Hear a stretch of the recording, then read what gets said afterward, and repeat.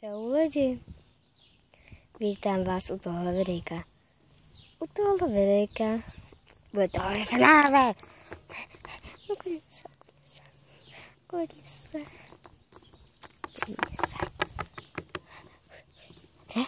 Se uklidnila. Takže čau lidi. Dnešní videjko bude takové. Já už dlouho nechci. Vidíte to? Dlouho nechci. Takže já. Prostě, jo, a je to moje. Kdybyste slyšeli zvuky, buď je to. Jsou to kamarádi, anebo moje babička. Jo, jasně. Anebo můj strejda, jo. Šílený. Takže se moc nedivte. To je bláznivá rodina. Já mám sám říct.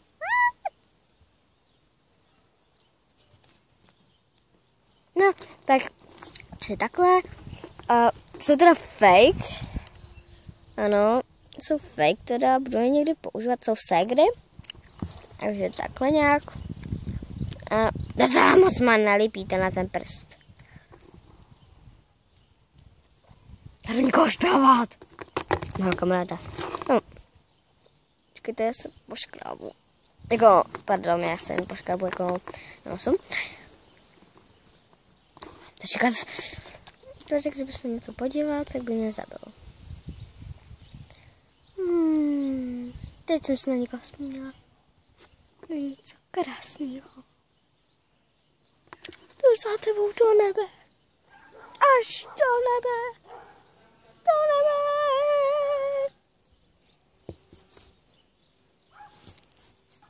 No, takže tak. Jo, já si tak budu dát ruku a budu se takhle jenom lepit, abyste to věděli. A prostě vidíte tu kvalitu? Protože říkám kvalitu. No tak. Ty nechty nejsou kvalitní, ale jsou od Vietnamce. Jasný? No, pardon, napněte vaše huby! Všechny!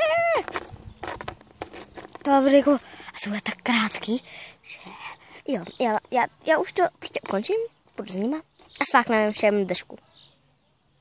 Jo, tak asi nějak takhle, jo, tak prostě čau. Jo, čau.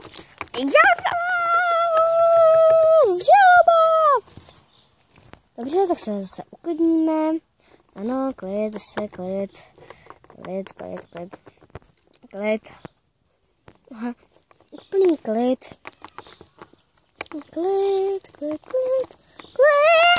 Jak můžu být v klidu? Už je mi ten nechci, Sarou. Teda. Já jsem říkala. Myslím, že se vám nebude slyšet. A jestli jo, tak to videjko zase smážu. A musím začít dalším. Hele.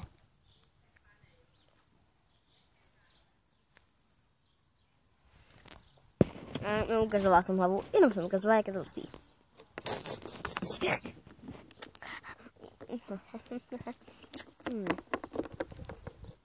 Já se zkusím z okna.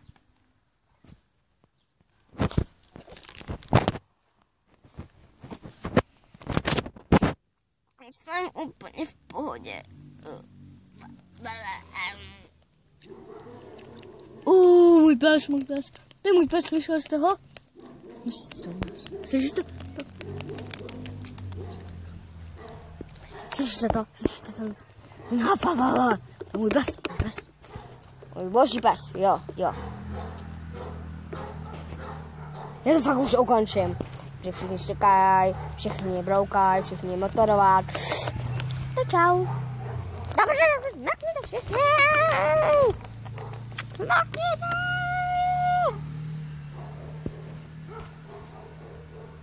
Ahoj.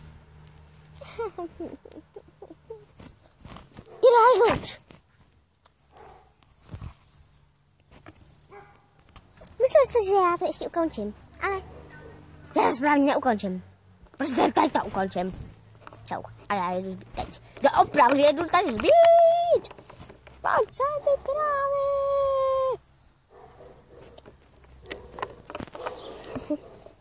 To jsem trošku přehná. Co videjka?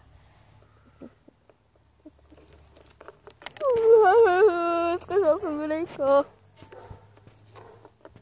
Čau. Když se mi to pokazí, to zase natočit další.